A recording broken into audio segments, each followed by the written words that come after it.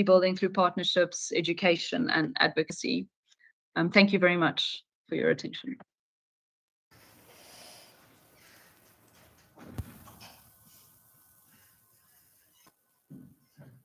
Thank you very much for that presentation, Lisa. And I just also want to say thank you so much to our audience for just bearing with us while we were sitting with some issues. We've now managed to sort out things, it seems, which is fantastic. And we're actually going to... Oh, yes, I see there are some people that have their videos on. I'm going to sing this person out. I think their name is Meg.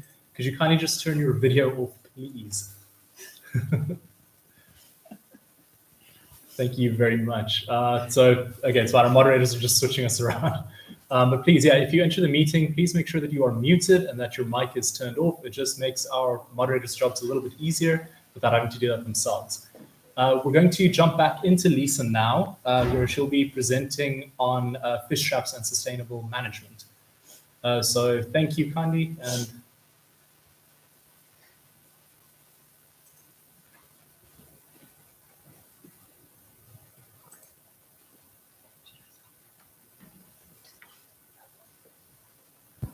all right, okay, me again. And this presentation will be about Stonewalled intertidal fish traps. I'll be focusing on 4 sites in South Africa to examine their management, some of the weaknesses of those sites and the consequences of those weaknesses, so that we can take a look at what works for these sites and how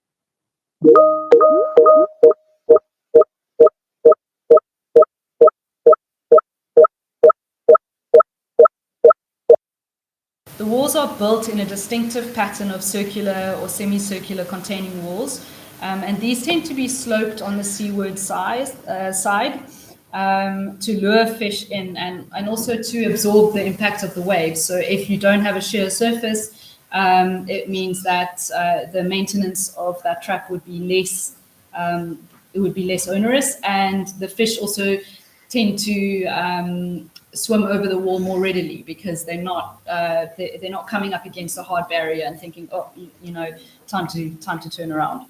And then on the inside face of the wall, they tend to be much more sheer to prevent the fish from swimming out while the tide is still high and before it goes out. And I'll just show this example above, in the slide, because it's an excellent example of a stone wall at low tide. And it reflects the technology well by showing the wall shape and height, which is very effective for catching larger fish. There are over 60 sites along the South African coast marked by the yellow pins on the map, some of these representing single fish traps and others groups or clusters of 25 or more. And while we're still verifying some of these sites, as a lot of the data is derived from literature review and aerial desktop survey, for this, I'm going to focus on 4 sites that we've actually physically visited during the last 6 months. And these are marked by the pink pins. So Oniston, Still Bay being 2 separate sites that I'll discuss, and then Cape Recife in the Eastern Cape. So these are the sites. There are 2 good sites and then 2 less good examples. So Oniston is the first example, and it's one of our better examples. In fact, probably the second most well-preserved example of this type of technology. It's also, because of its location, part of a bigger maritime landscape, a very layered significance to the site. that makes it particularly special. And then the Still Bay site, also an excellent example of this technology, and in fact what we would consider to be the type site. And for this reason, that site has been declared as a National Heritage Site in 2018. And it's well maintained, partly because it's still been in use until very recently. And then we'll talk a bit about Still Bay Harbour, or I'll make the example as well of Still Bay Harbour, which also has around 6 or 7 fish traps. And these are ones that have fallen victim to the indirect impacts of development. And then the Cape Recife site, lastly, very different to all the other sites we've encountered so far in its physical character mostly. Out of use since the Group Areas Act, which forced coastal communities away from the coast and inland. But it's still a site recognized as a space to which Indigenous knowledge is attached. So site management strategies, we have 3 main things to discuss here. Guiding principles for site management from the National Heritage Resources Act. So that's our 3-tier system, and where communities are really important in the management of heritage. The drafters of our legislation understood really well that without communities, heritage can't be sustainably managed.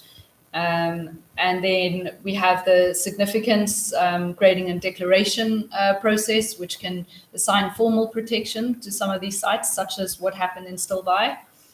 And then heritage agreements, which are agreements that we can enter into with management authorities on the ground that set out how these sites are managed. They're also managed through the heritage impact assessment process. And then processes like marine spatial planning, which just can take cognizance of their presence and ensure that that impacts to those sites are minimized.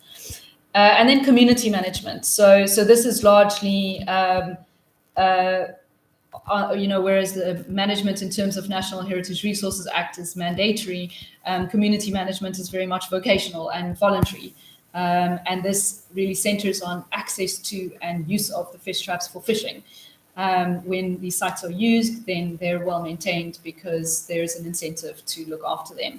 It takes a practical approach of physical management and repacking of walls, for example.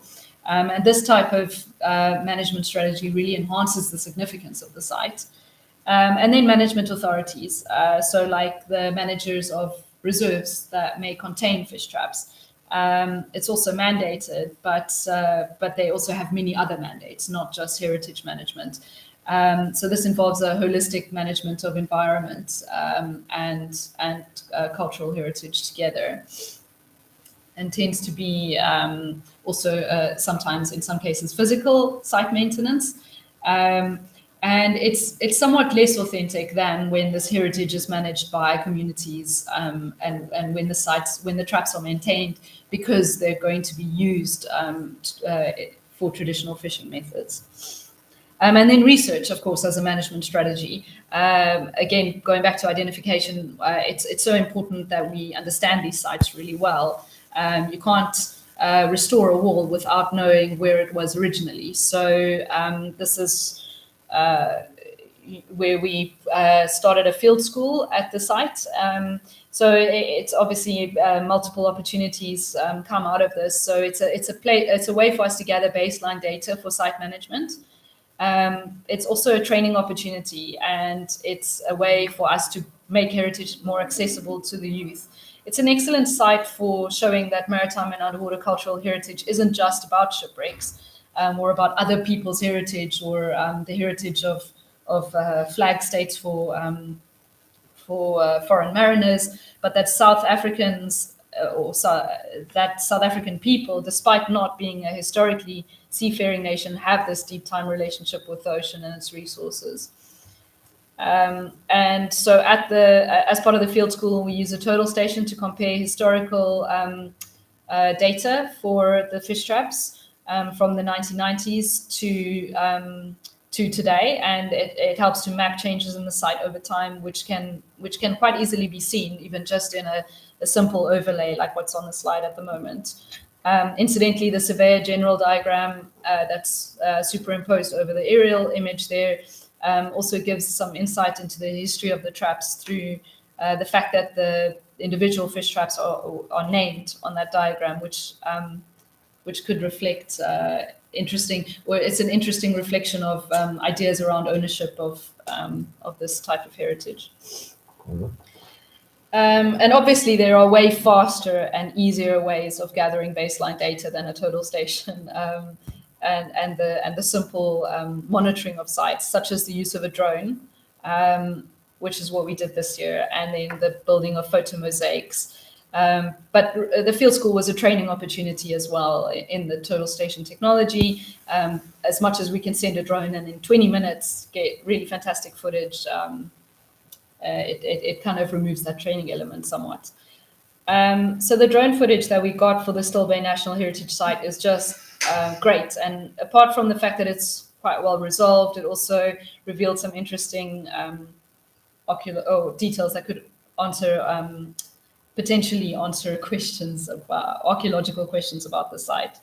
But I won't go too much into that. As cool as the research is, and as much as we enjoy doing this research and we've been very focused on it, these sites face some very serious threats, and that highlights the need for dynamic solutions.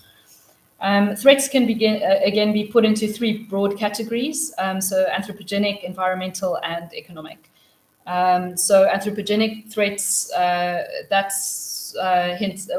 touches on the limited incentives that I talked about earlier. The fact that, with fishing bans in place, these sites are falling out of use, and if they're not going to be used for traditional fishing, then they're not going to be maintained in the necessarily using the traditional methods. Site access, places like Cape Recife, the fact that there's a site access fee, I mean, people aren't able to get to the sites.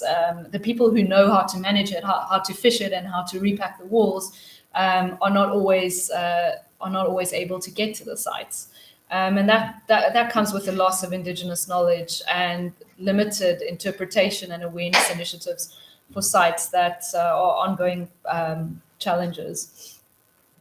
And then environmental, that would be things like your fishing bans. And then the fact that they are located within this dynamic tidal zone. So after particularly violent tides, if the walls aren't repacked very quickly, then which they would only be if they were still in use, then the site falls into disrepair very quickly. And then our economic factors, so things like coastal development, harbors, housing developments, these introduce light and noise pollution, which further removes fishing communities, not only physically from those places, but has an impact for the biological diversity and the presence of fish within these spaces. So a lot of light pollution tends to scare away the fish. There's a lack of financial incentive for communities to maintain this heritage, and the links to how communities can benefit from its preservation are not very well defined. Then there's the limited capacity of heritage resources authorities like SARA and management authorities like Cape Nature, and certainly the public expectation that they will be capable, they will be capacitated to manage the heritage, which often is sadly not the case. And these are the consequences. So with the harbour, the fish traps at Still Bay Harbour, and the light pollution that introduced, the fishers found that fish were not coming to the site, and they weren't getting large catches, and so they stopped using the site. Housing and holiday homes, that's also introducing a lot of light and noise, and holidaymakers. The fact that holidaymakers would like to use the beach for recreation, not just for fishing. So then that conflict comes in, and all of this adds up to make fishers feel unwelcome in that space.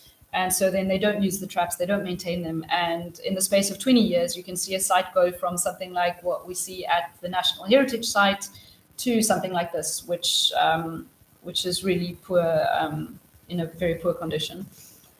And even worse, Cape Recife, where forced removals have reduced the traps to almost nothing, even to the trained eye.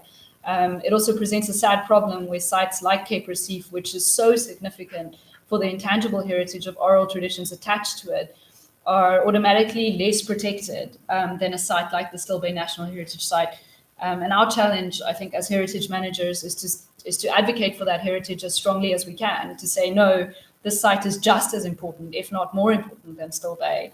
And it's difficult to do this without being able to show people why, because the physical character of the site is so poor. And there's so little sense of place at a site like Cape Recife compared to Still Bay. So how can we make this heritage more resilient? How can we make fish trap sites of differing physical quality and varying conservation needs resilient to changing climate, changes in relevance, etc.? Well, it's very hard. I think research needs to be at the forefront of our strategy towards sustainable management. Community engagement is critical. And I think community engagement to inform management plans rather than community-dependent strategies. We talk a lot about communities and how they need to take an active role in the management of their heritage, but if there's no incentive, if there are no fish, if there's no financial incentive, if access to these sites is difficult, then it doesn't help that we say, well, this is your heritage and we want you to manage it. With what resources and why? We're not, I think, articulating that as successfully as we would like. And so maybe it's controversial, the idea that heritage managed by communities might not be the only strategy, but my point is that we can't just say, you need to look after this without articulating how and why. And it's through a community engaged strategy rather than a community dependent strategy that these sites can become more able to respond dynamically to climate change through management plans, so that they're less sensitive to changing environmental, political, and economic climates as well. And then those spin-off benefits such as tourism and community beneficiation, then they could be realized. Thank you very much.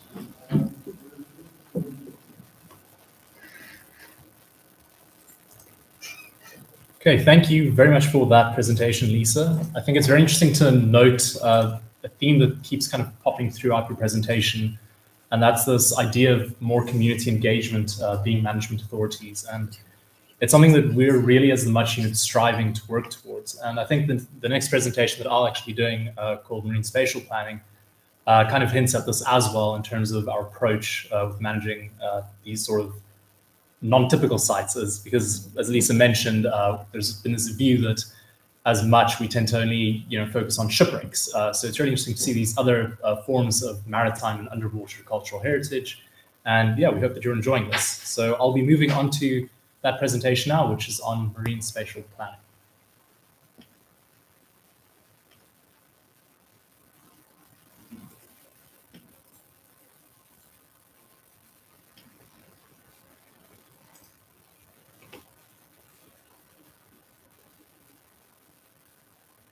Okay, so I guess, yeah, before I actually continue, I just want to also thank you all for everything is kind of set up again. So thank you to our moderators for all the hard work they're doing behind the scenes here to keep us running despite the load shedding. But yeah, let's get into marine spatial planning. The structure of this presentation is pretty straightforward. I'm just going to give a very sort of brief overview of what marine spatial planning is and where we are with this process in South Africa. And I just want you to note that this is a very brief summary. And if you would like some more information on it, I will actually be posting some links in the chat that you can follow later on. One of them will be a YouTube link. There's some fantastic videos that have been made by all the partners that are part of this process. And there's also a website that you can peruse, which has a lot of great information. But yeah, once you kind of understand, what marine spatial planning is and where we are with an essay, then I can kind of jump into where we are with the process, what the strengths are of MSP for our sector, i.e. heritage, as well as what we as SARA have been doing in this space, and then I'll briefly run over some of the challenges that we've been facing in the space, but also allude to some of the methods that we'll be using to tackle these challenges. So yeah, let's move on to that first bit about what is marine spatial planning. So broadly speaking, marine spatial planning, or I'll call it MSP for short going forward, it's just a strategic and long-term decision-making process that acts to guide sort of where and when human activities can occur in the ocean. There are actually over 75 countries in the world that are implementing marine spatial planning in some form or another. And you can see it on that map there with that dark sort of green-blue color highlighting which countries have it implemented at the moment, the blue one, specific zones in those countries that have it implemented, and the yellow ones speak to countries that are actively working on implementing marine spatial planning. And we are one of those countries. To give you a bit more background as to how this happened, in South Africa, this whole process started under Operation Portuguese in 2014. This was followed by a national working group being established, which reports to a Director General Committee, which reports to a Ministerial Committee. But this national working group consists of a lot of people that are working on the ground with all these issues to understand how we can share and make use of the marine space in the best way. This group, by 2017, had managed to draft a marine spatial planning framework, which is sort of the thing that guides, how marine spatial planning will be done in South Africa. And this year later, the Marine Spatial Planning Act was promulgated, which is sort of just giving that framework legal weight. In terms of the specific aims of marine spatial planning in South Africa, they would be to unlock the ocean economy, to enable society to engage with the ocean, to ensuring a healthy marine ecosystem, and just to ensure good ocean governance. Now, this process in SA is being led by the Department of Forestry, Fisheries and the Environment, or DFFE for short. And we've worked together to produce quite a few documents. So the first important document to think about is the National Data Information Report. So this is essentially a sort of knowledge-based report that allows us to make data-informed decisions. But I just want everybody to note that this is a dynamic report, meaning it is being updated as more information comes to light. The other important document that's coming out of this process is a sector plan. So each sector actually drafts a plan where they explain their development objectives and the priorities of their sector for the next 20 years. And the stage of these is that they'll actually be out for public input soon. So have a look out for those, and especially ours. These two documents together really help us then do conflict analyses. And these conflict analyses we can work out, which sectors have things that work well together, which don't, and how to overcome these conflicts. And I'll touch a bit more on that later. But this will then eventually be used over the next few years to draw up marine area plans. So there are 4 marine areas in Southern Africa that have been zoned or delineated. This would be in that image, you can see the Western, the Southern, the Eastern, as well as the Prince Edward Islands group zones. And as I said, I'll just post those 2 links in the chat later on. So why are we sort of involved in this process, and what are we gaining from it for the heritage sector? So the fact that the heritage sector is just part of the MSP process is fantastic.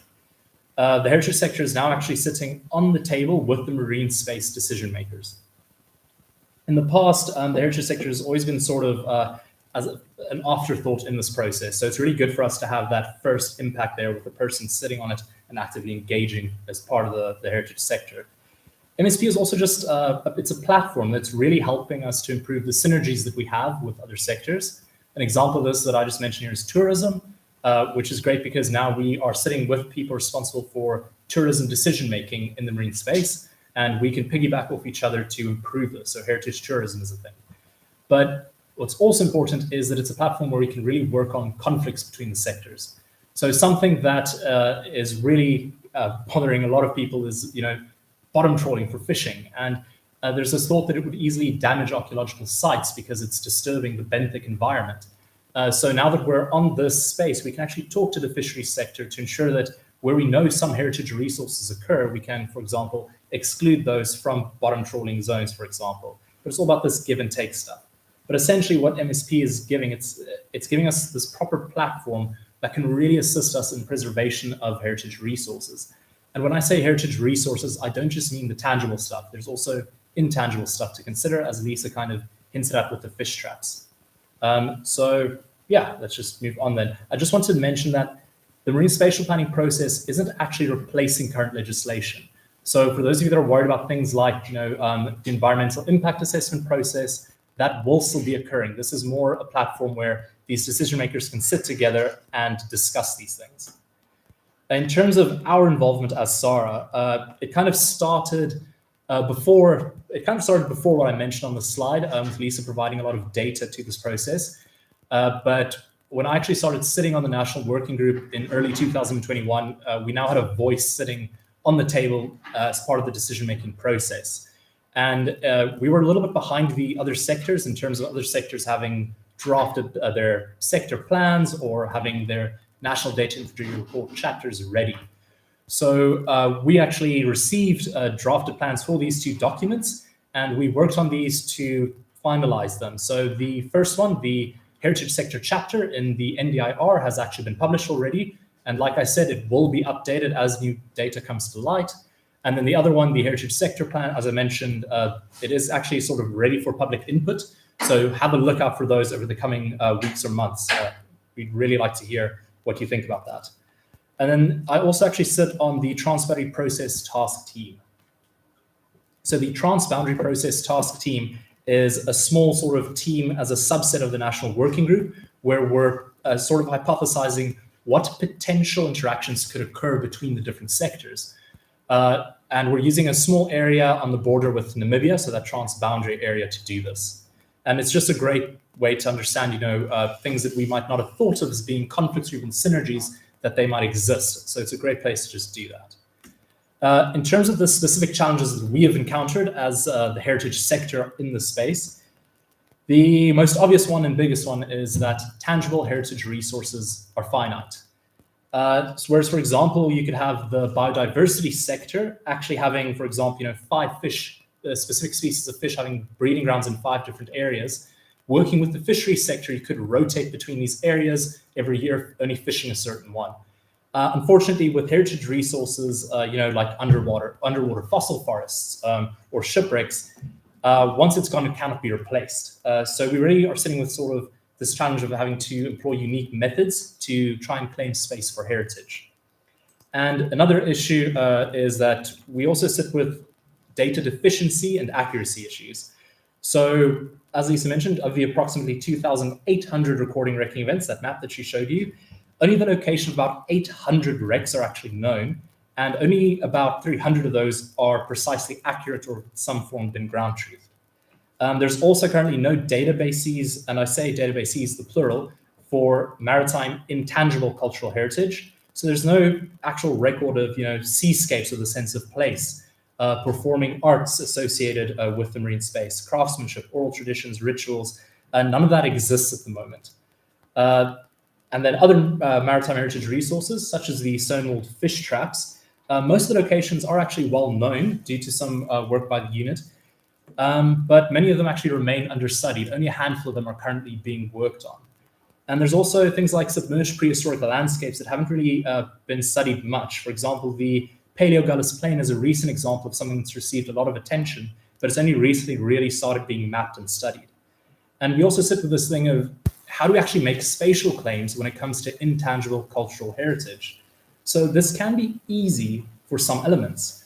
For example, with coastal census of places or seascapes, there's actually a certain spatial area where this heritage, this culture, this feeling can occur.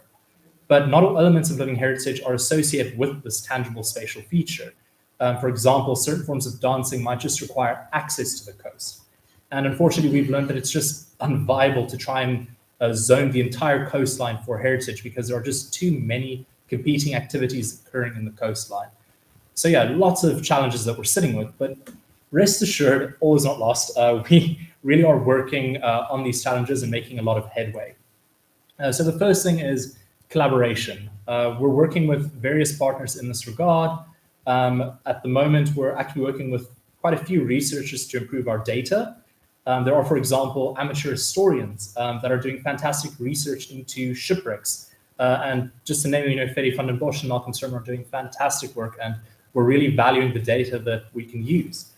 There's also university research that's happening and institutional research that's helping us. For example, some researchers from the Council for Geoscience or SANBI, and also Nelson Mandela University that we're working with. And just as an example, with the Nelson Mandela University, this sort of that one image, I'm not sure if you can see it with that red stuff, but those are different activities, and that's called place-based mapping. So you're looking at activities occurring in the ocean space and how we can actually map those to make spatial claims. But look, we're not reinventing the wheel necessarily either. Other frameworks exist for doing this. For example, we have the Culturally Significant Areas Framework, or CSA for short, which is being employed in Europe, and it's a way of making spatial claims for living heritage. And we're sort of adapting that along with some partners at SANBI to see if that can't be used in a South African context. Moreover, there's some very intensive database and GIS work happening at the moment. For example, earlier this year, I completed making an aeronautical wrecks database. So we now have that on record, several of which are actually archaeological resources. There's also quite a lot of work happening with maritime intangible cultural heritage databases, with several of them sort of coming up at the moment, and there will be some workshops soon that will involve some partners, specifically from Nelson Mandela University, to see how we can actually record intangible living heritage and specifically make spatial claims in the space for it. And then a really exciting bit of GIS work, which you can see in that top photo, is called something like a viewshed analysis, which is one method that we can actually use to make spatial claims for seascapes or places with, a coastal sense of place. With a viewshed analysis, you can use GIS to look at what visual impact or what area, would be impacted by something.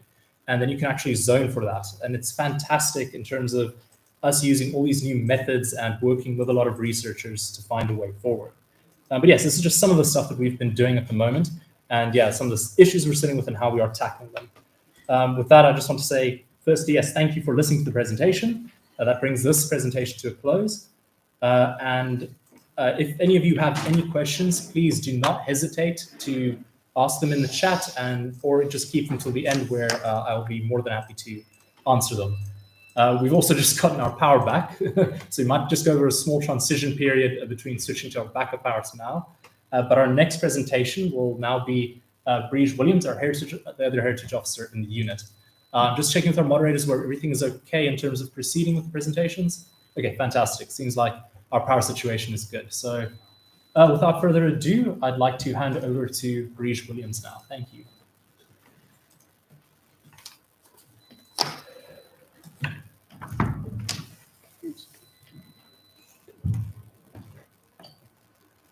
Okay. Hello, my name is Breege Williams, and I am a Heritage Officer in the unit. As Lisa has already mentioned, the unit is responsible for the protection of cultural heritage resources in the territorial waters and maritime coastal zone, which together comprise an area of more than 135,000 square kilometres of ocean. The conservation and management of these resources, in the case of shipwrecks in particular, is often challenging as they are not easily visible and accessible without specialised training and equipment. To be able to manage shipwrecks, we need to have a clear idea of what needs to be managed. Given that only about 32% of shipwrecks of these sites is an ongoing challenge, lack of accurate recording both of the locations of sites and of the sites themselves have negative implications for the management of these resources, since they cannot be monitored effectively. So last year I spoke about the Capeship Survey project, and this presentation serves to follow up on work that has been done within the past years since that presentation. Just to quickly recap why we established the project in the first place, I will run through a brief summary of the data we hold and why it has its issues.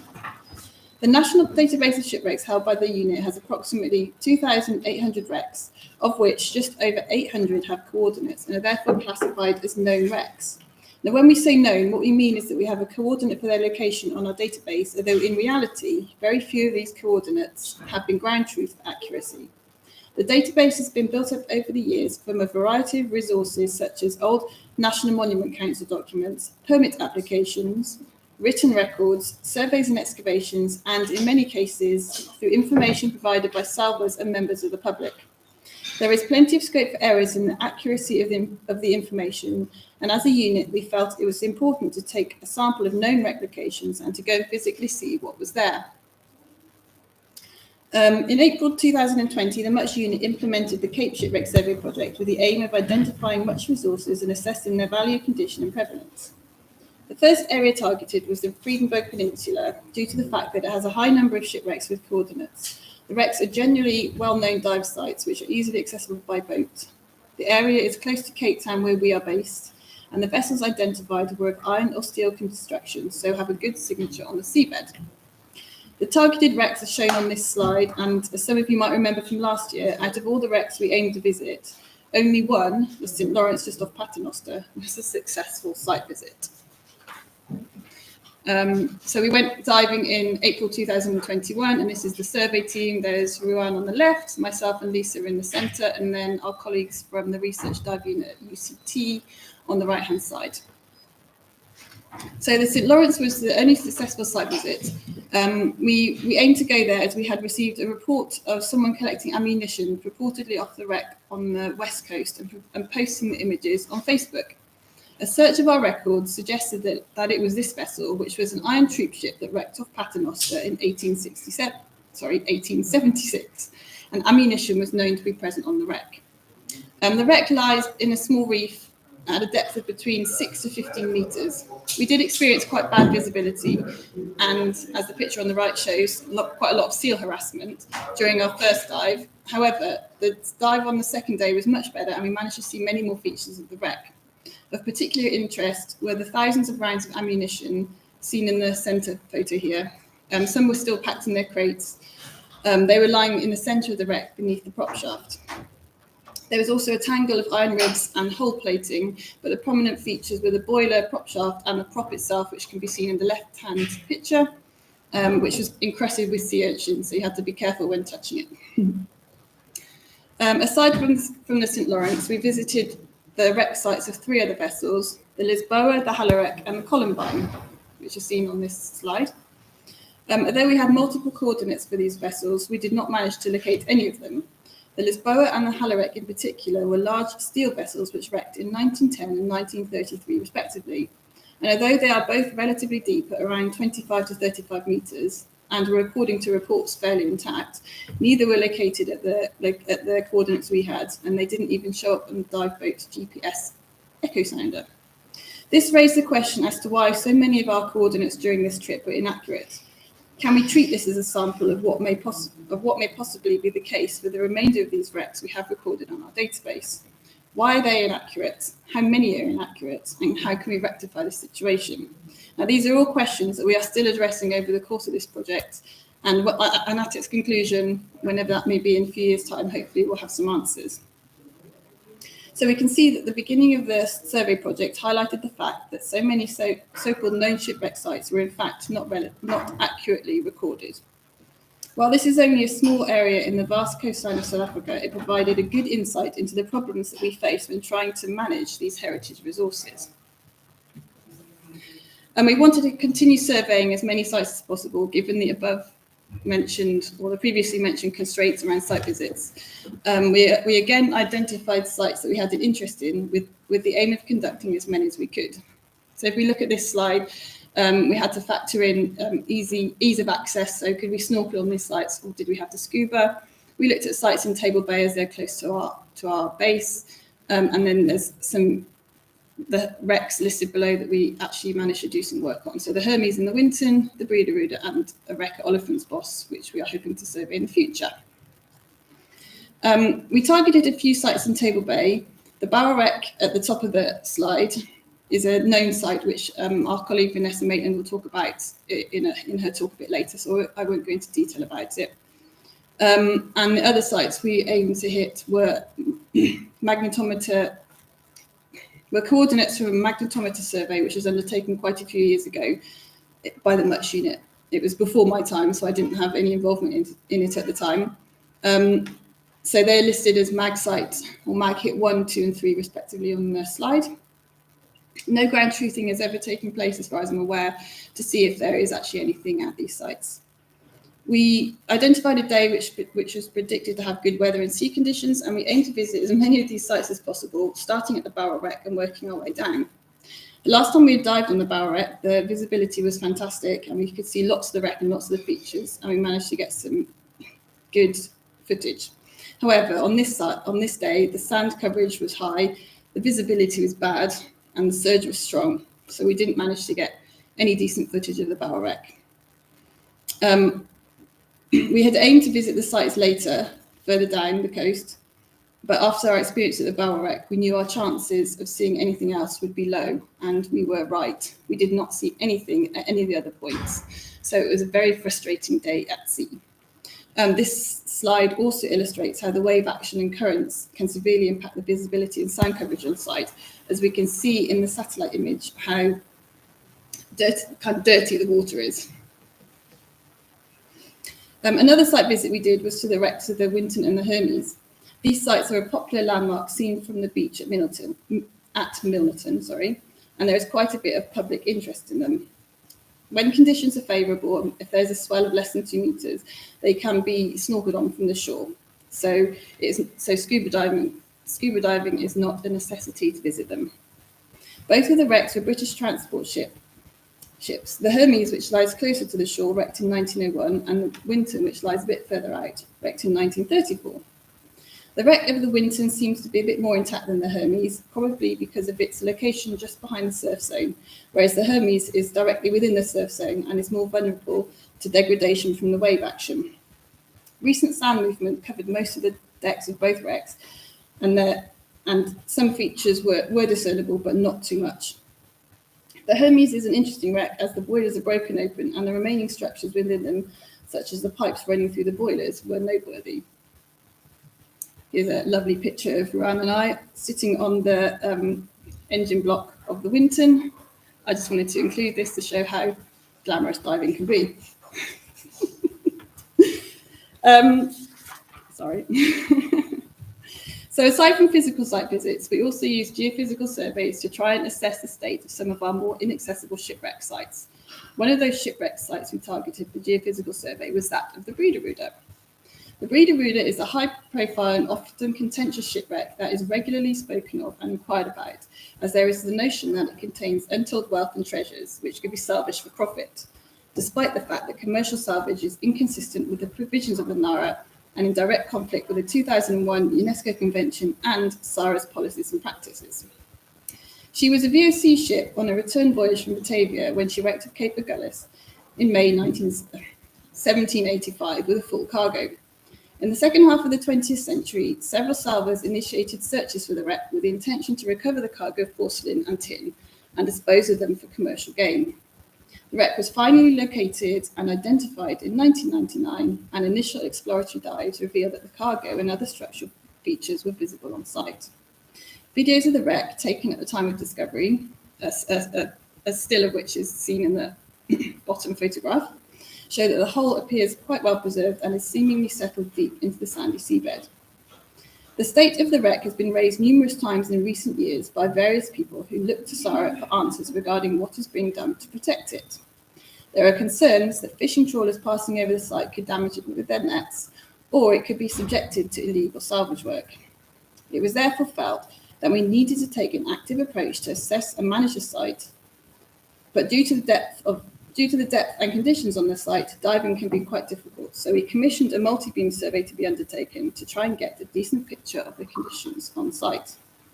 Unfortunately, the results from the multi-beam survey were not what we'd hoped for, mainly due to the fact that the wreck profile is very low-lying and there is a high amount of sand coverage. The top slide shows a point cloud from the multi-beam survey and illustrates how low-lying the site is, with parts of it only 20 centimetres above the seabed. The survey did confirm the location of the site, as we previously had multiple coordinates for the wreck. It also shows that due to the sand coverage over the site, the wreck appears to be relatively well protected, with limited scope for damage by fishing trawlers. We plan to continue managing and monitoring the site and propose to do further site surveys in the future, possibly an ROV survey. Data from geophysical surveys is a valuable tool to aid in identifying the locations of possible shipwrecks. We're always keen to work with institutions who regularly undertake these types of surveys and are willing to share their data with us. Recently, the Council for Geoscience have undertaken a survey of Table Bay, and during this survey, they found approximately 25 possible shipwreck sites. including some well-known sites such as the Hermes wreck that they reported on last year. This is the wreck that's shown in the slide. We hope to work with the Council for Geoscience to identify, or try to identify, the other wrecks they find during their surveys. Interestingly, we are going out to Table Bay tomorrow to dive on one of these locations to ground truth the survey hit. So fingers crossed we have a successful site visit. Throughout the Cape Shipwreck Survey project, the one constant issue that we always encountered was that we cannot always predict good conditions. In fact, the majority of the dives and site visits we have done over the last year have been relatively unsuccessful due to bad visibility, sand coverage, limited diving capacity, or boat access. These issues are almost unique to maritime archaeology sites, which, unlike terrestrial archaeology, are often located in dynamic and ever-changing site locations. We always have to factor in that a certain degree of uncertainty will always exist around a successful site visit. It can be extremely frustrating and disappointing. For example, here is Rowan in the top picture in very low visibility, so couldn't see anything. And then the bottom picture is myself and Rowan looking sad as we were forced to abandon the dive before we even got in the water, as it was clear we were not going to see anything. So future projects. Looking forward, one project we are currently in the process of finalising is a small survey of a site at Oliphant's Bos in the Cape Peninsula. It's believed to be that of a Dutch wreck called the Holland. The wreck was first brought to our attention during the unit's earlier Dutch oral history project, where we collected stories and information from people who had salvaged wrecks during the 70s, 80s and 90s before the current legislation. The site has been proposed as a possible research project as it is both historically interesting and it lies within a marine protected area with easy access to the site.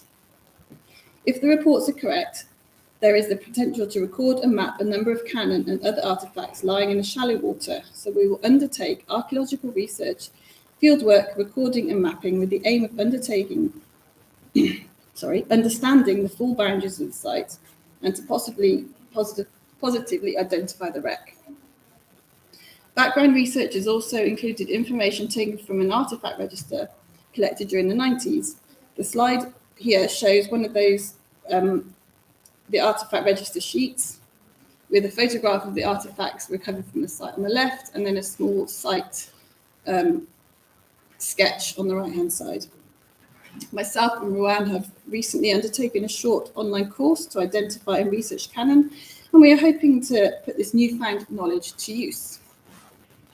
Thank you for listening to this presentation. I'm hoping that this time next year we will have undertaken more successful site visits and we'll have some exciting results to share with you all.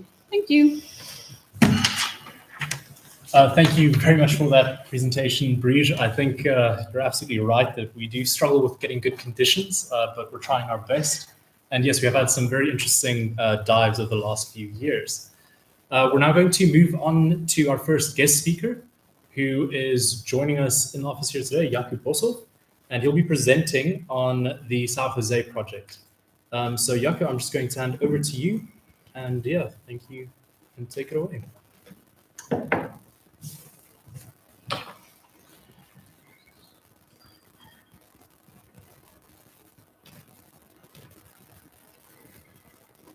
Right, I'm going to talk to you about the project we've been running for a couple of years now, the wreck of the Portuguese slave ship South Jose Bucket de Afrique, which wrecked in December 1794 in Clifton. So the story begins in the archival record, at least, with the Dutch East India Company's daily journal that notes the shipwreck at Camps Bay. This caused a bit of a problem later on when we started looking for this shipwreck. And this archival resource is the Dutch East India Company's daily journals. And then after that, they look at the Council of Policy, which had minutes and that would record more information on particular shipwrecks. And this information often made it in the 20th century into shipwreck lists. So the next time this wreck starts coming up in the local sort of knowledge was in the there was a wreck known at Clifton since the 1960s. So the locals at Clifton, the guys who swam there, fishing, spearfishing, all those sort of things, since the 60s knew there was something there. But in the 1980s in South Africa, there was an upsurge in treasure hunting, and people started looking at shipwrecks as potential treasure troves. And the National Monuments Council of the day promulgated legislation that made people have to take out permits. And some of the permit requirements, one of the main ones was that if you wanted a permit on a shipwreck, you needed to identify the shipwreck. You needed to give a name to it. So a couple of local guys in Clifton decided, well, they're going to look at this particular shipwreck in more detail, and they couldn't figure out what it was. And there was one shipwreck on the lists that didn't have a location, the Scalenburg, which wrecked in 1756. And they said, right, this wreck is the Scalenburg. And that name stuck to this particular shipwreck and it became part of the local dive law. If you want to dive in Clifton on a shipwreck, you go and dive in the Scalenburg. So in the new millennium, Iziko Museums, together with many other partners, conceptualized a new project. We were looking at the history of slavery because that was an under-researched field in maritime archaeology, not just in South Africa, but internationally. And we looked at several targets from the different shipwreck lists, and one of these ships was the San Jose. So we were looking for San Jose. So firstly, we looked in Camps Bay because that's what the Dutch East India Company journal said. It was wrecked in Camps Bay. So we did some magnetometer surveys in Camps Bay and found some really nice pipelines, but no shipwrecks. That made us head back to the archives, and fortunately, there was a bit of a court case in 1794, and we've got a deposition by the crew of the ship and the captain about the shipwreck, and it gives us a blow-by-blow account of what happened to the San Jose. So the story goes that in 27 April 1794, the ship left Lisbon to go and purchase slaves from Mozambique Island, to take to the owners of the ship's plantations in Brazil. In December 1794, outside of Cape Town, the captain said there were variable winds, and they got stuck between two reefs under Lion's Head, which was the important part for us because if you stand on Clifton Beach, you are standing under Lion's Head. And we know of only one shipwreck there. So they had eventually had a rope ashore, and the crew and the captain was saved first.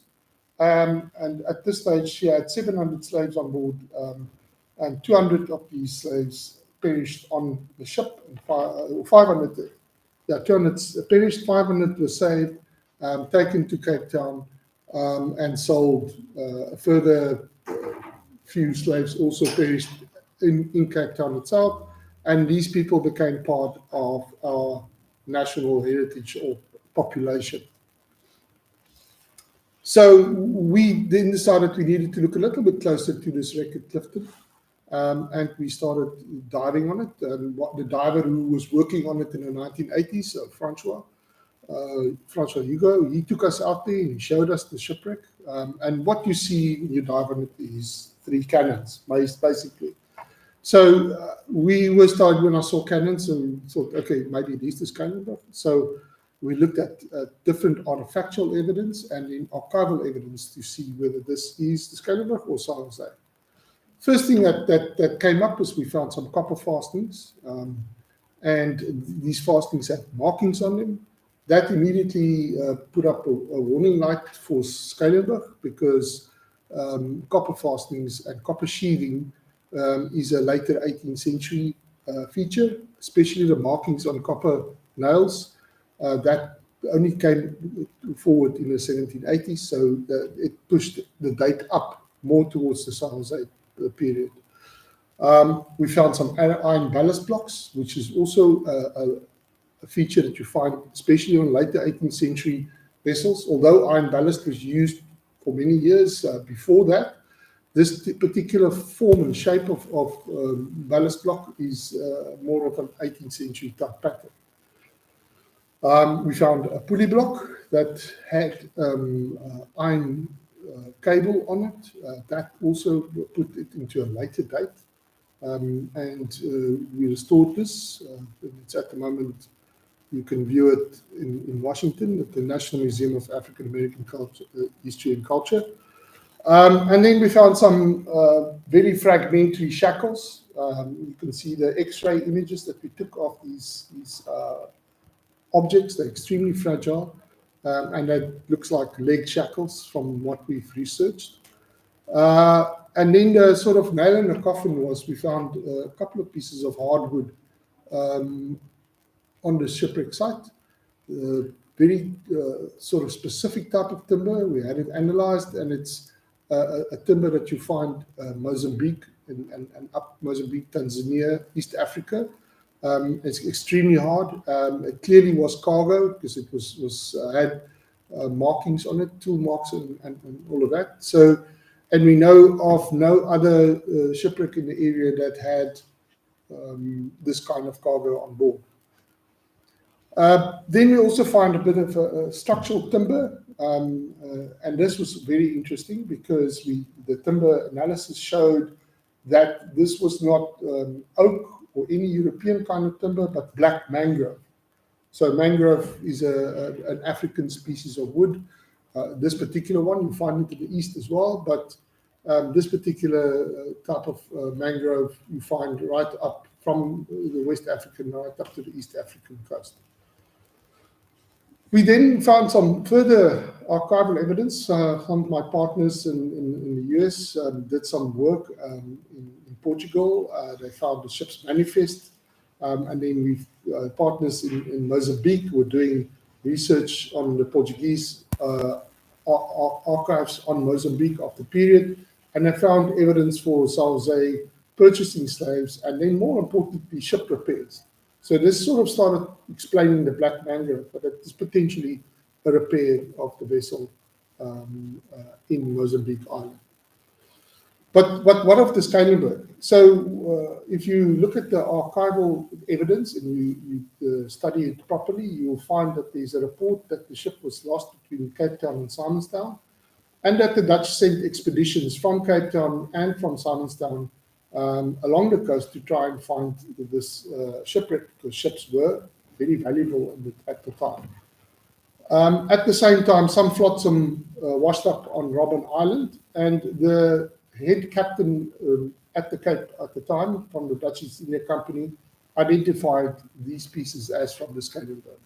So Stonewalled most likely is lying close to Robben Island somewhere. So if we take all this data and look at the structural data, the copper sheathing, the pulley block, guns, the ballast, the shackles, and the timber, as well as the archival evidence, this is a more than 90% likelihood that the wreck that we are looking at in Clifton is the Stonewalled. So the next phase of our research was we were fortunate enough to obtain some funding from the US Ambassador's Fund for Cultural Preservation, because this research is not funded by South African government at all. So we had to go somewhere else to find funding. And this fund capacitated us in one sense in purchasing and outfitting a decent, proper conservation laboratory with assistance and specialized equipment, specialized conservation equipment, as well as analytical equipment. We are the only museum in sub-Saharan Africa that's got a large format freeze drive. There's this item on the top right-hand side, as well as a handheld XRF bottom instrument that you see there. XRF, X-ray fluorescence instrument, helps us analyze elements in inorganic materials, and therefore helps us not only in the research as to origins, but also as to what kind of treatments we should give these objects. We also did an environmental study, and if I'm not mistaken, is the detail that we did this to is the first time in South Africa. One of the things that made us think of this was because Clifton was inundated in the 1990s with oil from an oil spill.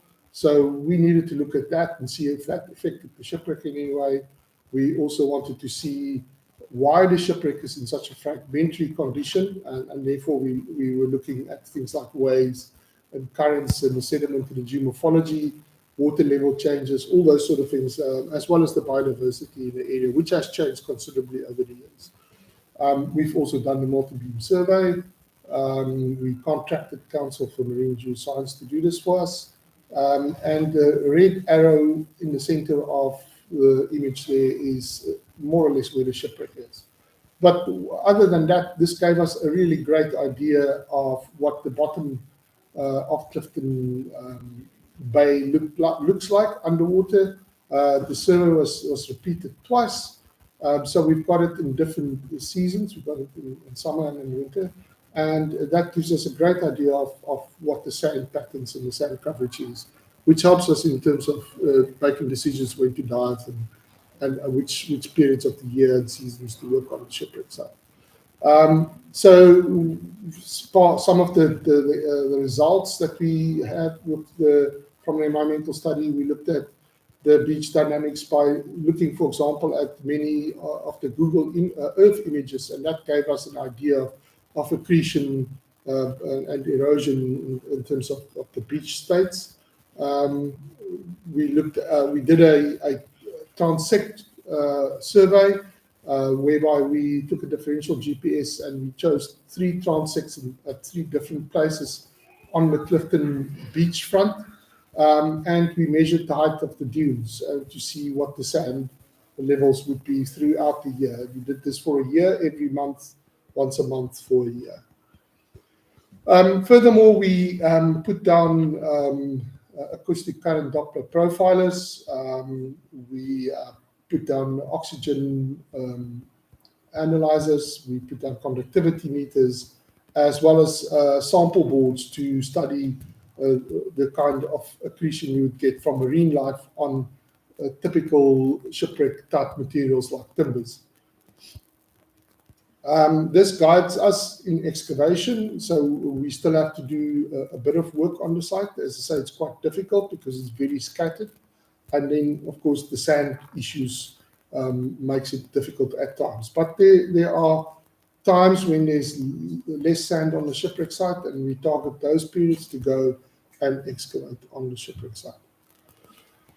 This site has not just had an archaeological impact, but we've had many press releases and television things and documentary access, memorialization. So what we did was, as well as we took some sand from Mozambique and it was scattered on the wreck site to memorialize the people that just lost their lives on the site. There was also a special poem written by the well-known South African poet Diana Ferris on this particular site and the story of the San Jose. There's been many art projects on this. People have written articles about it. So it's had a huge impact.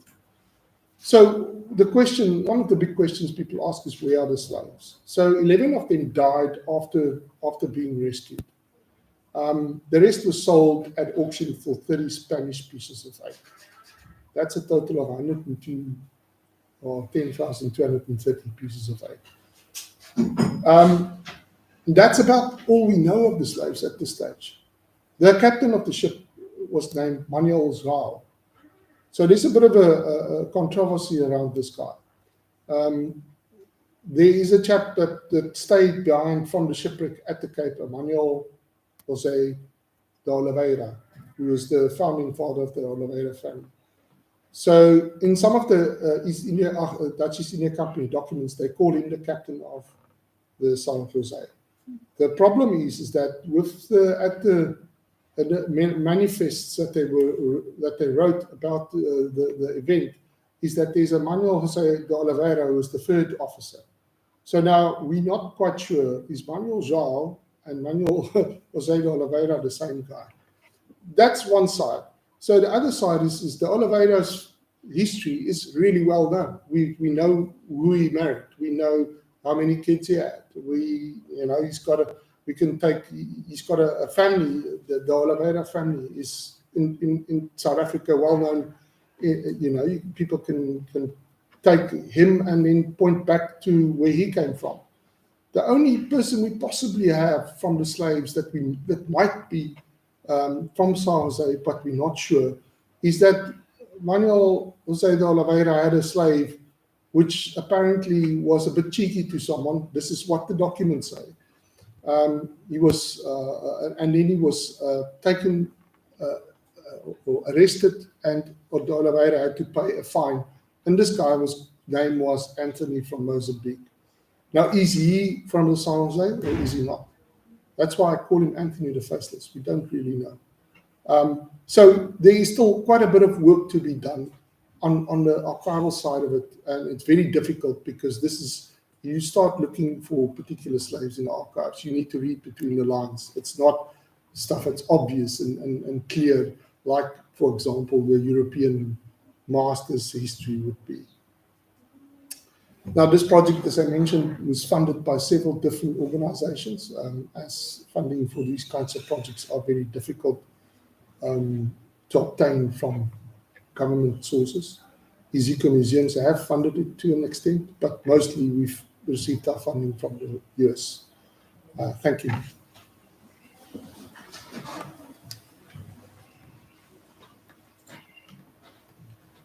Thank you so much for that presentation, Jaco. I always love hearing the presentation and seeing the little extra bits that you add to it.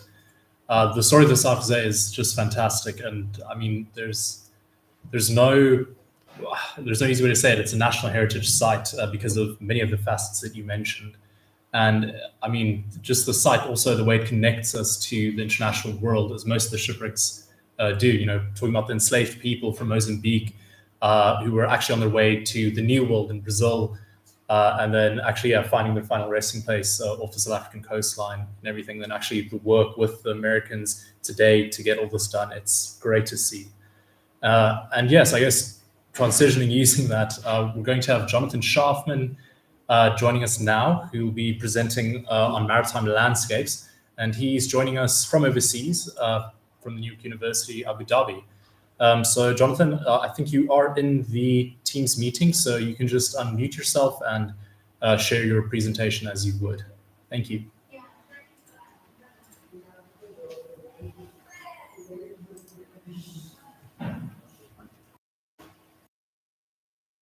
Take a moment to get set up. Right. I'm hoping that you can see the presentation.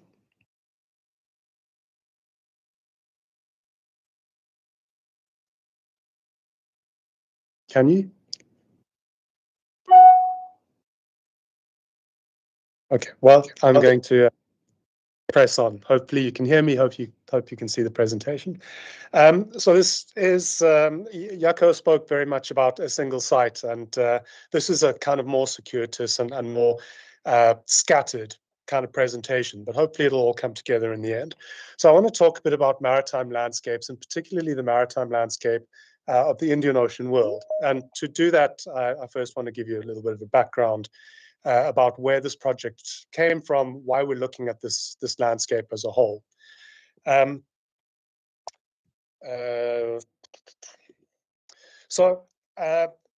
Maritime archaeology and maritime heritage has gone through a relatively rapid evolution over the past 50 years or so. As Lisa pointed out, it started out being quite focused on shipwreck sites like the Mary Rose, the Batavia, the Vasa, the kind of big sites that we know and understand from the press and from documentaries. And the data that was being collected was very much focused on the function of those ships, how they were put together, what life was like aboard those ships. But it didn't really tell us what this meant in a broader context. And those sites were kind of disconnected from people. But this changed. We started to look at the maritime sphere and maritime influences from a slightly different perspective. And that perspective developed into this idea of a landscape, that these sites fitted into a much broader context. Of course, shipwrecks were important, and the ships that existed in those maritime landscapes really told the individual stories of what was going on there. But there were other elements that also started to add to that story. Harbors, the coastal infrastructure that goes with shipping and maritime trade, coastal settlements, the waterways and inland networks that Lisa spoke about, but then also the environment, how people use the environment, how the environment influenced people in the way that they developed those coastal settlements and that infrastructure. So it was kind of an interaction between the sites, the landscape, the infrastructure, and everything else that was happening there. Within this landscape, this initial landscape framework, which came out of the 1990s, there were intangible elements, but they were mainly revolved around place names and things that were really obviously related to shipwreck sites and the infrastructure that went with them, of course, but mainly related to shipwreck sites. And we can see those in various places around South Africa, places like Arniston, named after the shipwreck or the ship that sank off the coast over there. So with this in mind, with the expansion of moving away from sites to trying to put people back into these sites and to put people into those landscapes, we started a project in 2013 going to the wreck of the Grosvenor. And we chose the Grosvenor for very simple reasons. Firstly, we knew that the site was there, we knew that the wreck was there, and we'd done some work on that in the past. But also we knew that the people living around the wreck site associated themselves with the wreck site. There were stories of descendants of the Grosvenor still living in the area. There were a lot of stories around the shipwreck site, around the people that came off the shipwrecks. So we wanted to try and understand the relationship between the site and the people living on the coast where that wreck had occurred. So we sent a team off there and asked people, what do you know about the Grosvenor? How does your family fit with the Grosvenor? Are there descendants that live in the area? And we got no real information back at all. And we started to understand that people saw those sites differently. People saw those objects that associated with the sites differently. People had, as it says on the slide, had a different understanding of the meaning of things, and had a different understanding of their association with the sea. And for the first time for us, we started to look at those sites differently, and we started to look at that landscape differently. But we also started to look at our approach to that landscape differently. Instead of going out there and trying to find those sites, trying to find those elements that we knew existed, we started to look at it from a very different perspective. So instead of going to the sites and saying, tell us what we want to know, we started going to those sites and asking people, tell us what it is that you want us to know. What do you want us to know about your relationship with those sites? What do you want us to know about your relationship with the sea? And taking that approach, we got an enormous amount of information that we didn't know existed, that we didn't understand about those sites. At the same time, as heritage managers, we started shifting the power. We started shifting the narratives. Instead of us saying, these are the things that are important, these are the things that you should be looking after, we started asking people what was important to them. And that helped us as heritage managers. It helped us as archaeologists. It helped us to understand those sites and the impact of those sites beyond just looking at what it was on those sites themselves.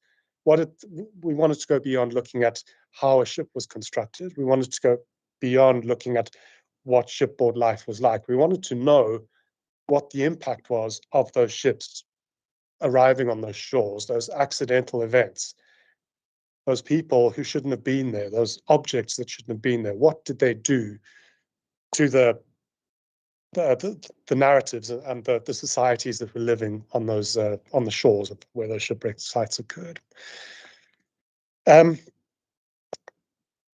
We got an incredible amount of information. We knew about the Grosvenor, we knew about the wreck, we knew about the objects that were coming off it, but we started to find out a lot more about how people saw that site and how people saw the sea in more detail. And in the interest of time, I'm not going to play this this little video, but people started to talk about their relationship with the sea in ways that we had not seen before. But as I said, which helped us understand the impact of those shipwrecks much better. So the video here is a short story that somebody's telling us about when they were young, standing on the seashore. If the wind was blowing in the right direction, they could hear the sound of people living under the water.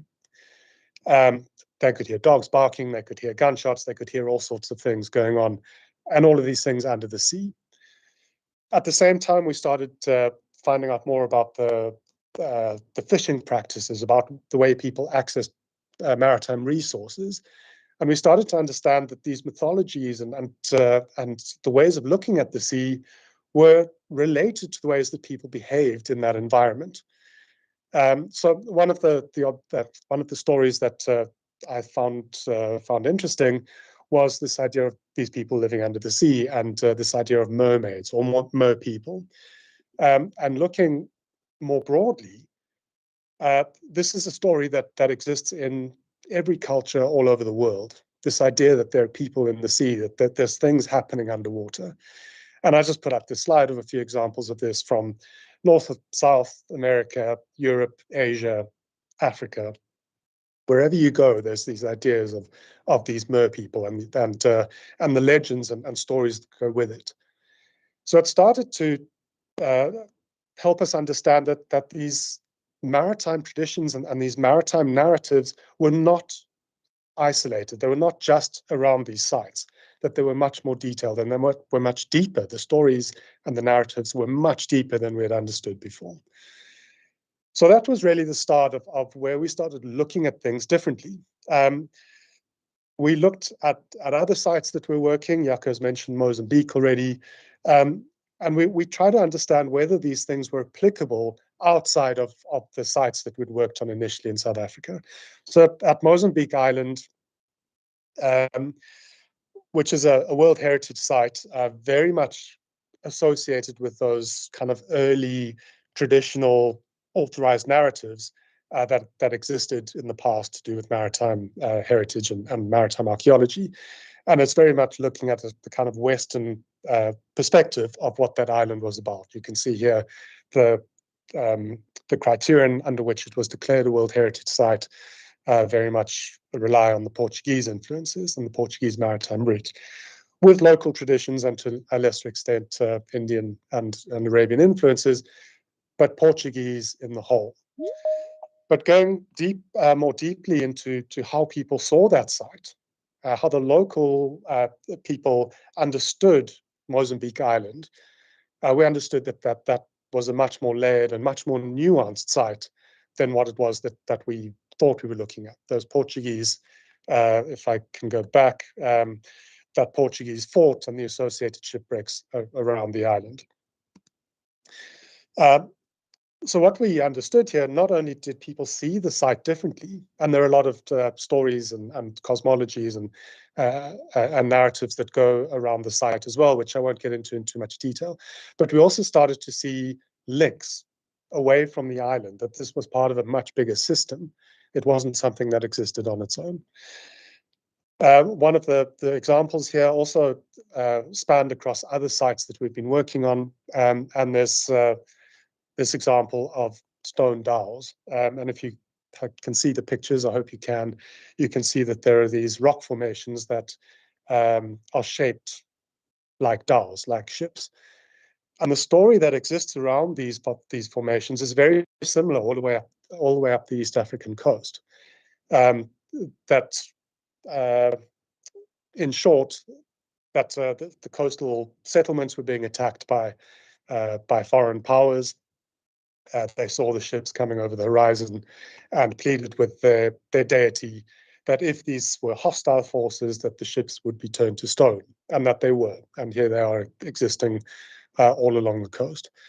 What was interesting to us was that this was a story that followed the coast, but also that it linked the East African coast and this Western Indian Ocean to the northwestern part of the Indian Ocean, to the Arabian Peninsula and the Arabian Gulf. So this was something that we saw developing, that this was not just a landscape around shipwrecks, a landscape around infrastructure, but this was something that was much broader and much bigger, and that these influences and cultural connections spanned a much greater area than we had thought before. So we started to look at sites in the northwestern Indian Ocean. This is another World Heritage Site at Al Ain, which is an oasis in the desert in the United Arab Emirates. It's a slightly more local perspective of the importance of that site, but it looks at the development of a desert site in the context of the development of the civilizations in the Middle East and around the Gulf, and I'll get to that in a minute and why that's important. What was interesting here was that we could make connections from that out into the Indian Ocean. Interesting that these are desert sites, so these are not just coastal sites, but that these maritime connections are not just littoral, that they go into the hinterlands, that they influence people across nations and across continents. So in this instance, we're looking at the irrigation systems, the phylage systems, and the movement of dates out of the UAE into the Indian Ocean. And we linked this up with DNA analysis of date palms and of the pips of dates, and we could follow the way that these palms had moved, how this resource began to move away from the northern Indian Ocean down into Africa and to various other places. So what was it that we're looking at, and what was changing here? So initially, we looked at the Indian Ocean and the sites around the Indian Ocean as these discrete places, that these were points on a map, wreck sites or harbor or infrastructure sites, Mozambique Island, Kilwa, and unique events that were happening.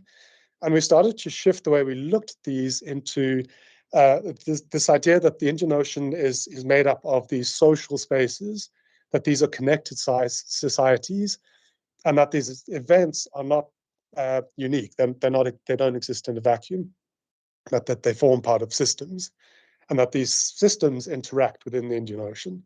This is not a homogeneous culture that exists around the Indian Ocean rim, but there are influences, things that connect those societies in fundamental ways. So how do we look at that? This is a diverse set of resources. And that's not something that, as individual researchers, we will ever get to on our own. We found that the best way to do this was to develop what we've called this heritage lab methodology. And it's a multivocal, multidisciplinary, multi-layered approach to these maritime landscapes. And it's built around an open definition, that there's no prescribed way of looking at a site. There's no prescribed way of looking at heritage. Of course, the archaeology, of course, the science in there is important, but that people can perceive these things in different ways.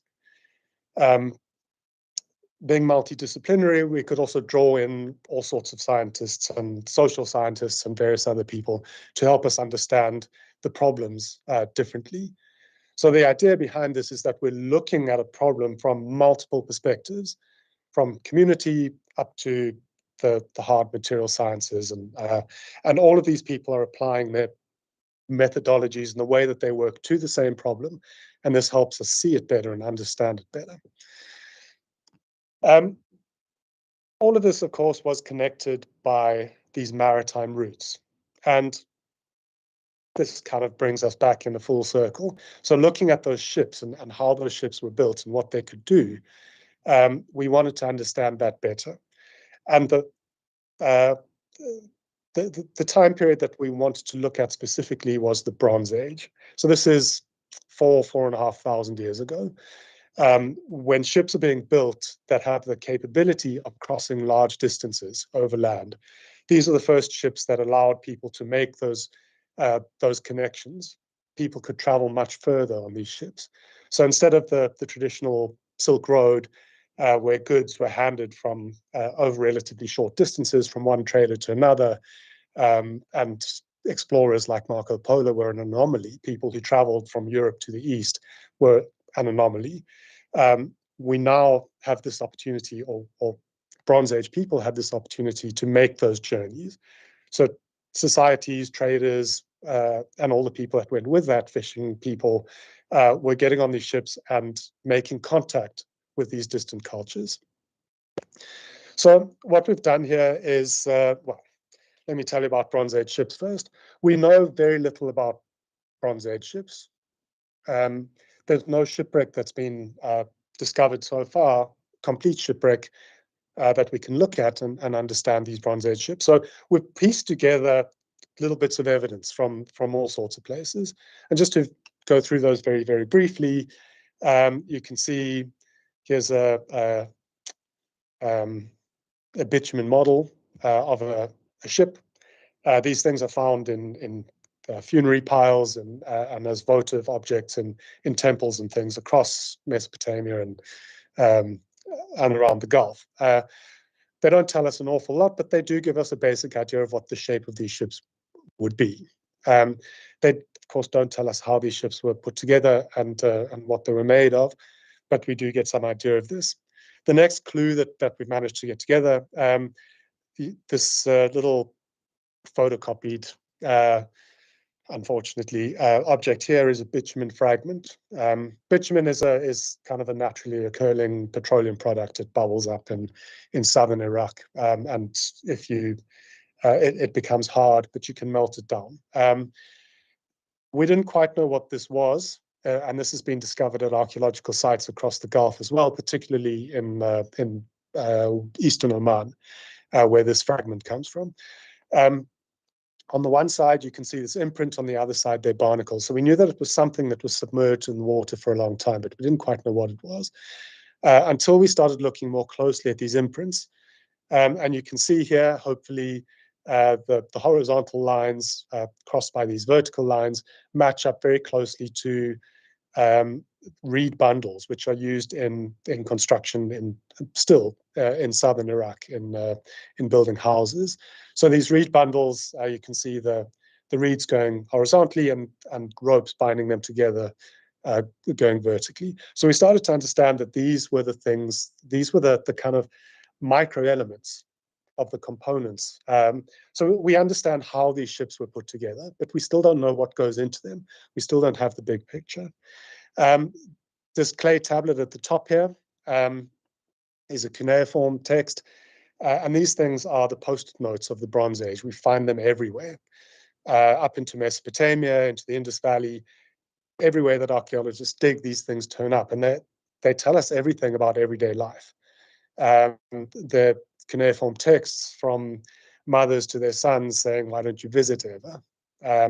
There are complaints to construction companies saying, you did a terrible job of my house. You need to come and fix it." And then there's this one, which was found a long time ago, was in the British Museum. Somebody had recorded it and translated it, but it kind of got lost. Nobody published the text on it. And this turned up 2 or 3 years ago. And this is a list of materials that were used in the construction of Bronze Age boats. This is somebody writing to say, I have been asked to build a number of what they called the Magan ships, and I'll talk about that in a second as well. And these are the materials that I need in order to do that. And it includes these reeds, it includes ropes, it includes wood, it includes leather.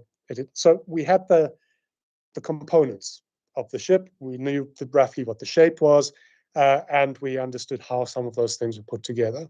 So we could start to try and reconstruct these things and experiment with how to put these all together in order to recreate what a Bronze Age ship might have looked like. And here are the 2 ships that we're working on. This one is more complete. You can see this is a bitumen coating on the outside. You can see the wood there. And then inside, you can maybe see the reed bundles, and you can see that more clearly on this one in the background. As we put these together, we have made 3D models of every component that goes into the ship, and we've scanned the ships themselves, and we have these 3D models. And the reason that we wanted to do this is that we can get very detailed understandings of these things beyond the project. This gives access to researchers who will never get to see the ship here in the UAE, but who may want to examine it more closely. It also means that we can do computer modeling of how these ships behave, what they were capable of, how far they could have gone, and it allows us to add or subtract components to understand what these things were doing. and how they were worked. These are experiments after all. We don't know for sure how these ships were put together. But what the point of this is that these ships fit into a landscape. And I want to talk a little bit about the landscape project that we're working on. We've decided to use Google Earth because we want this to be accessible. Not everybody has access and can use GIS, but most people have access to Google Earth and can use it and can add a point to it. So we've started to map out the various civilizations that exist, and you can see in this map on the bottom right, the various civilizations in the Indus Valley. This is Harappa and the Malua civilizations. Up here is Mesopotamia, going up to the Mediterranean. This area here, the United Arab Emirates and part of Oman, is what was called Magan. And this green area here is what was called Dulmun, which is Bahrain and parts of Qatar. And all of these civilizations were interacting with each other and trading with each other. And we see that in the archaeological sites, we see that in the way that these ships were put together, and we see that in the way that people understand their past and the societal connections that exist along these trade routes. So in this, there are databases behind this that contain the images that have been collected from archaeological sites, these reliefs. The archaeological evidence, those bitumen fragments collected from Russell Gins, but it also contains layers of the more intangible stuff, the monsoon winds, how those worked here in the Gulf and down into East Africa, across towards India, Sri Lanka, and further into the East. It allows us to add layers of oral histories that people have been exploring within the Gulf and beyond. And it allows us to start making those connections and to start looking at data in different ways. By visualizing this data, we gain new perspectives, things that we might not see by just reading these texts or looking at the hard data start to appear by putting these layers together, by adding various layers, by adding perspectives. We start to understand better what's going on in this region and in that Indian Ocean system and in the Indian Ocean maritime landscape. So we're getting good data. We're starting to understand the mechanisms there from the various very earliest stages in the Bronze Age right through to the European expansion into the Indian Ocean and beyond into the modern Indian Ocean, and the dynamics that occur in the Indian Ocean, where those come from and where they're based. So we're looking at these narratives and this understanding in a way that we think is more relevant because people can add to this. People can interact with these maps and add their stories and add the objects and sites that they are interacting with. It also allows us to expand this idea of the maritime cultural landscape beyond just those sites and those objects. So beyond that tangible heritage, we can overlay all of these things, these traditions, the oral histories, the cosmologies, and those systems that are working there, and understand them in the context of the archaeology that we're doing and the history, the historical research that we're doing. I think in the interests of time, I'm going to stop there. And I hope I've stopped sharing. And yeah, thank you for listening. And I believe I'm going to hand over to Vanessa.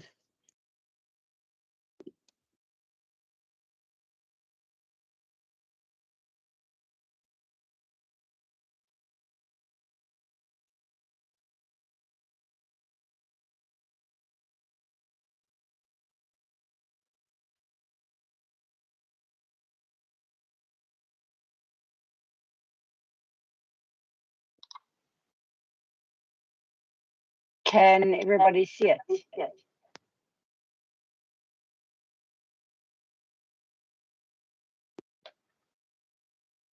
Sadly, I can't see the yes or no, so somebody has to speak.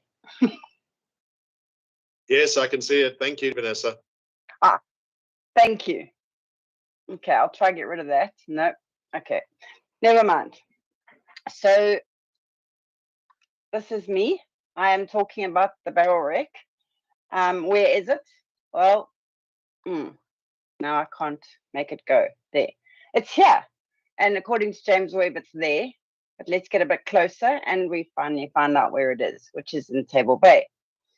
So it was a wooden shipwreck. Nobody knows what it is or when it comes from. It has been dived on since the 1980s and 1990s by the salvors. Here you can see them pulling out ropes and lead, because lead can be sold. They also took lots of muskets, some of which they have fixed up badly. Well, they look nice, but they're not accurate. And then others have been left as they are, and that's great. And I basically went around to all the salvors and took photographs of all their artifacts. So in 2010 to 2012, the Thorough Match unit with the Department of Arts and Culture, the Robben Island Museum, and CIE from the Netherlands ran field schools at off Robben Island, and we used the barrel wreck as a training site. And we worked in it for those times, and we continued doing monitoring dives when we could. So in 2011, we did our first site map using triangulation, and as you can see, the banana boats came out, which we knew it wasn't that way. But that was a whole lot of logistics issues. So when we went back in 2012, we fixed it up, and this is with where our samples were taken, drawing frames, and everything else that was drawn in. So yes, we used drawing frames, good dirt archaeology stuff. Drew in some of the barrels and various other objects. We did a mag survey that Breege was talking about earlier, and that's the area that we magged with. All the shipwrecks are supposed to be in that area. That's a close-up of the barrel wreck site, magnetometer map, and then the map that we did in 2012 overlaid on the mag data. So we tried to use no disturbance. We did dig the anchor out a bit in 2012. Fortunately, when we went back in 2014, it was completely exposed. And I actually think that has something to do with the Selly 1 wreck, which was in the early 21st century. And I think it changed the longshore currents, and it exposed the shipwreck, because it's never been as exposed after that. We did corrosion tests, sediment samples, wood integrity, and took samples of the wood. That was then analysed by the Western Australian Museum, and it came back as oak, felled after 1754, which is really great because it gives us a beginning date and allows us to remove some of the possible wrecks. So in the 80s, the first salvors, actually, you got a permit for the Nuwe Harlem, which is supposed to be the super important wreck from the Dutch period, and the reason why South Africa turned into a VOC refreshment station. But it can't be the Nuwe Harlem because it's too late. And we also know that the oak comes from northern Germany, which also helps later on in removing some of the ships from possible suspects. Wrong way. So we measured, drew, photographed, recorded all the stuff, and then we had all this data, and I thought, okay, I'll use it for my master's, and that was many years ago, and I'm still going. So we've got some interesting structural artifacts. There's the main structure of the ship, like the hull, which can't really be changed that much over time. And then you get your peripheral things, which is like anchors and cannons. It can be changed out necessarily as diagnostic, but your main structure of the ship should be fairly diagnostic. So there's a couple of weird things on the ship. It's got a top, the rabbit is the groove cut into the keel where the garboard strakes or the bottom hull goes into the keel, and it's on the top of the keel, which is unusual because it was usually in the middle of the keel or just down from the top of the keel. The stern post is tenoned into the keel differently. There's one other archaeological example of that. So all these things have to we looked at to try and figure out what ship this is.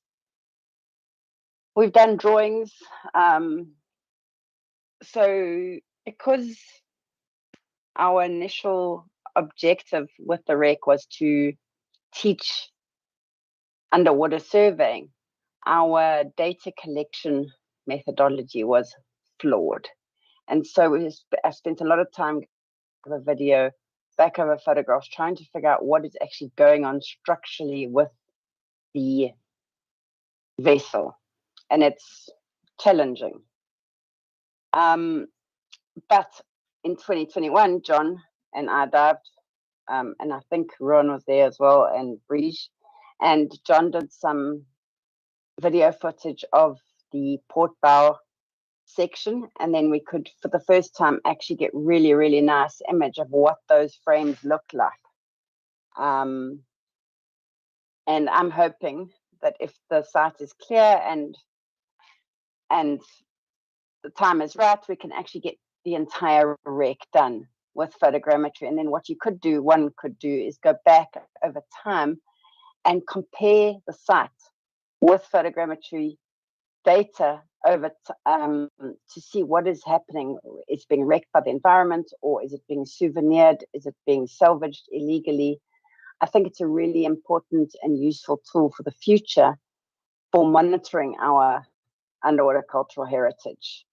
And it is now finished with that video. And then basically I just collected as much data on every single shipwreck in the area to figure out where they were built, what they were built with, what diagnostic features can we find on our site so that we can find out what ship this is, so that we can understand and place it within its context.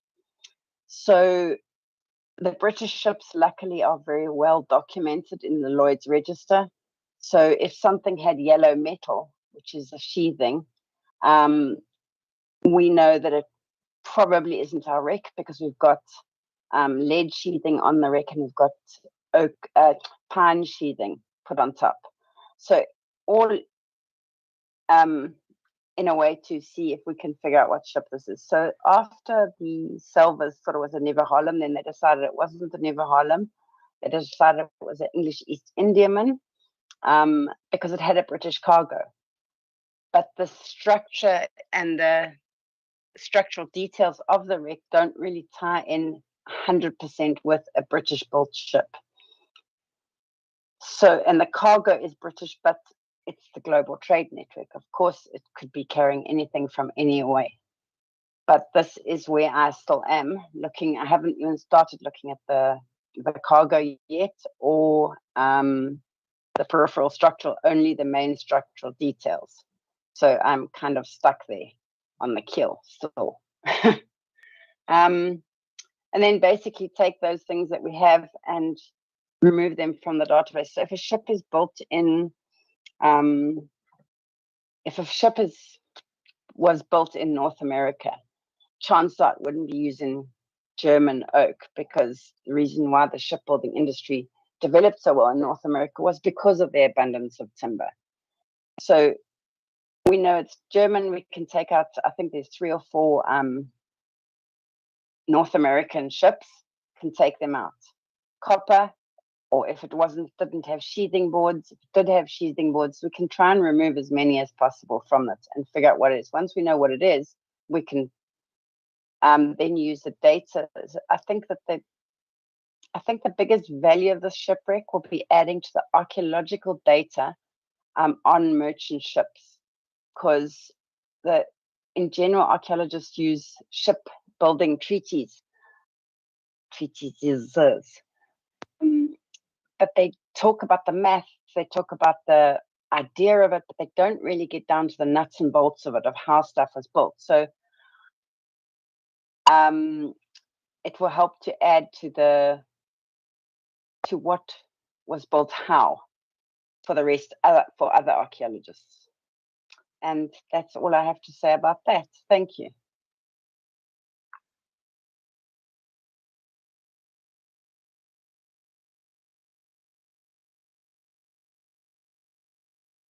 Yes, it's always been interesting diving it with you. Sometimes yeah, we've also tried to dive on our own and had bad conditions.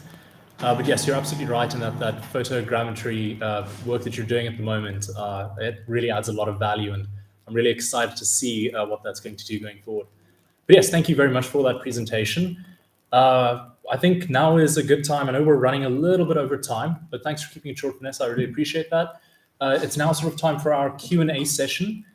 So what we'll do is just either type your question in the chat and we will answer it, or you can also put your hand up and we'll work that way. And also please just make sure you sort of direct your question at a person so that we know who to consult in terms of that question.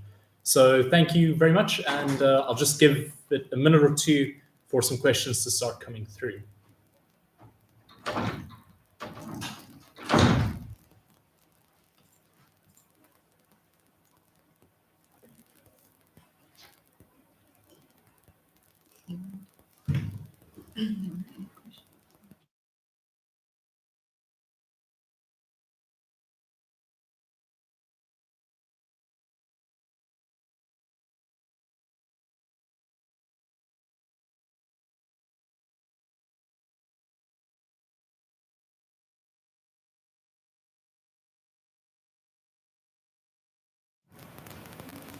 Okay, it seems that we don't have any questions at the moment.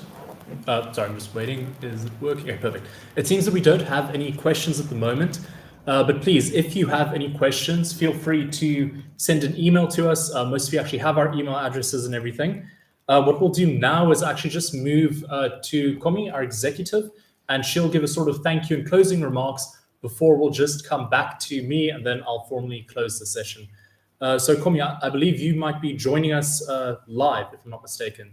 So over to you.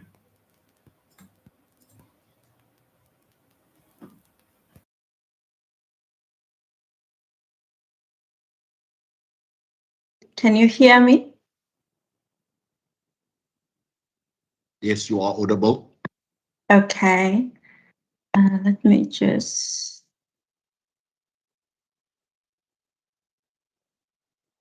Ben, I don't know if my camera is on, but... Yes, you are visible as well. All right, thank you. And I think Ruan, there are no questions. Did you hear how Vanessa wanted to confuse us about getting to Table Bay? Oh, gosh. So I think their orientation for a bit, it seemed like Table Bay was very far. But thank you, Vanessa, for that presentation. Very, very informative. I think today we will appreciate the wealth of maritime archaeology and maritime cultural heritage that we have. We started this session by the maritime team taking us through the projects that they work on. Lisa took us through the details of managing the fish traps with the communities that are involved, and as the best strategies, one of the best strategies in managing these resources. And Ruan took us through some of the massive data that they work with and how they collect this data from various partners. And we see the partnerships still enabling us to do our work.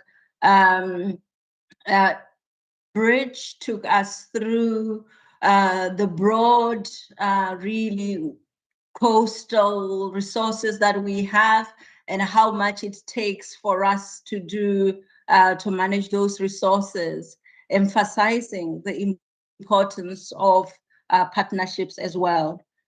Coming to our guest speakers for the session, we had Jaco Boshoff, Dr. John Sharfman, and Vanessa Maitland. And they generously shared with us their research, exposing us to the complexities of managing our resources.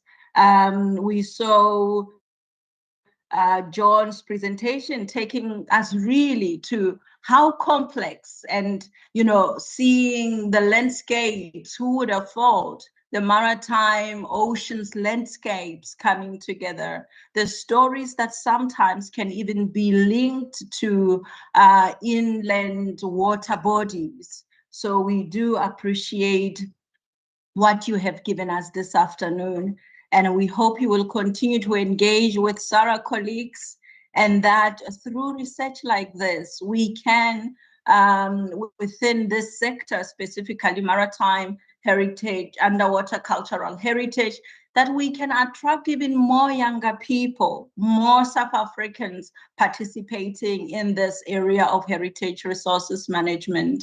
So I thank you all for your time. And the program director for this session, Ron, well done, and thank you so much. Good afternoon to all.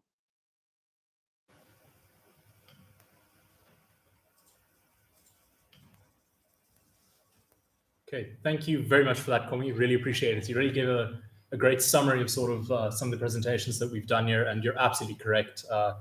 There are various ways of managing resources, but what Lisa said about really engaging with communities, that's really the strong point, because whose heritage is it that we are trying to manage here? And I just want to, before I formally bring the session to a close, do three things. First, I'd just like to say, please go to the webinar website, or SARA's website, and see some of the other interesting webinars that are happening this week. Like I said, APM's was this morning, but some of the other units are presenting later in this week, and there really are some great talks happening. I'd also like to encourage you, if you don't do so already, please follow our Facebook page to stay up to date with some of the interesting work that we're doing.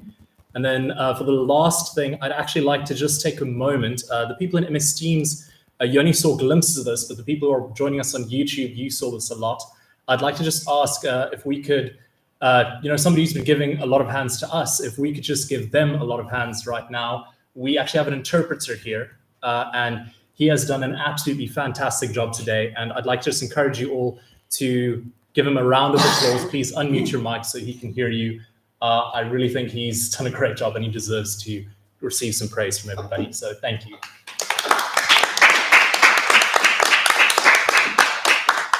And with that, I know, Ben, you usually chime in here. So if you want to, please go. But if not, I'd just like to formally bring the session to a close. Thank you.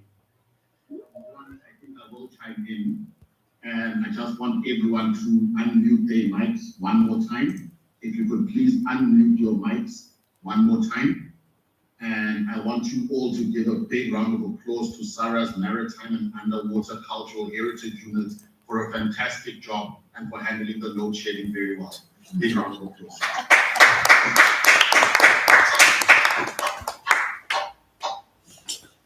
Thank you so much, Ben. Really appreciate it. And yes, with that, we'd like to bring the session to a close. So thank you all for this. And yes, we hope to hear more from you in the future. And thanks for the compliments. Cheers.